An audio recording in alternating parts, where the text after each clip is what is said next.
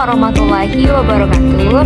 Perkenalkan, nama saya Dela Safitri dengan NIM 856676711, Prodi PGSD dari UPBJJ Jambi.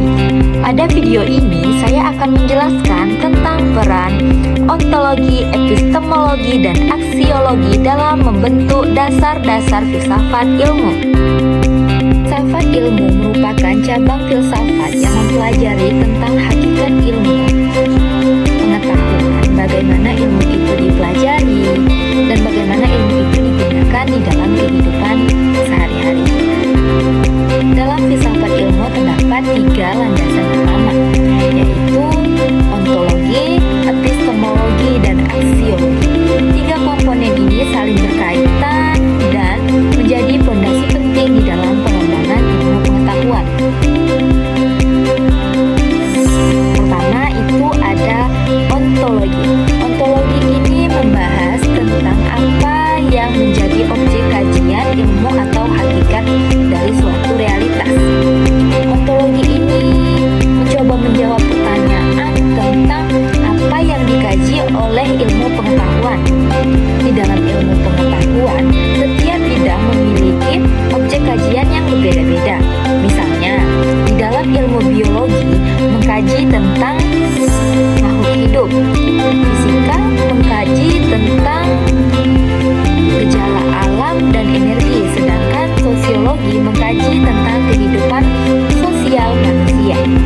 Ontologi membantu manusia memahami bahwa ilmu itu harus memiliki objek yang jelas agar dapat dipelajari secara mendalam dan sistematis.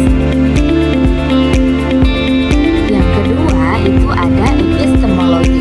Epistemologi ini adalah cabang filsafat ilmu yang membahas bagaimana ilmu pengetahuan itu diperoleh, metode yang digunakan, dan bagaimana kebenaran suatu ilmu itu diuji. Epistemologi ini menjawab pertanyaan tentang bagaimana manusia memperoleh pengetahuan yang benar. Nah, di dalam ilmu pengetahuan, kebenaran itu diperoleh melalui metode ilmiah seperti observasi, eksperimen, pengumpulan data, analisis, dan penarikan kesimpulan. Contohnya, seorang peneliti tidak dapat menyimpulkan sesuatu hanya berdasarkan pendapatnya pribadi, tetapi harus menggunakan data dan fakta yang dapat dibuktikan.